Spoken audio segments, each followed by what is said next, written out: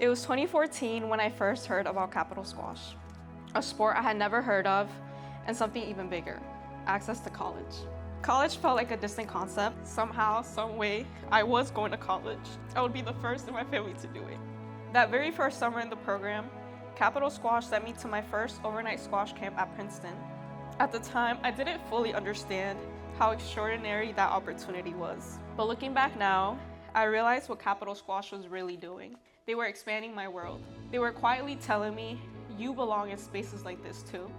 Capital Squash brought me to tournaments and camps across the country. They took me to prep schools and college campuses. I went through interviews, applications, test prep essays, financial aid forms, and some pretty big life transitions. And through every step of that journey, there was always someone from Capital Squash right there beside me.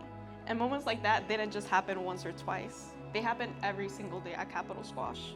For many of us who are first generation students, sometimes all it takes is someone opening that first door.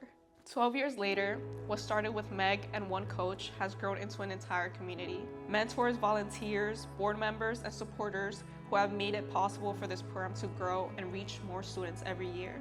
Because what Capital Squash started in me may have seemed like a small drop, but it created ripples. Ripples that led to prep school, ripples that led to college, ripples that led to career opportunities, ripples that have reached my little sister who is standing in this very program, receiving the same guidance and belief I once did. I can never fully repay Capital Squash for what it gave my family and me, but I can multiply it and give it to someone else. Because a Capital Cup isn't just about squash matches. It's about deciding how many more classrooms we walk into, how many more worlds we expand, how many more kids get to stand here one day and say that moment changed my life. Let's expand the ripples.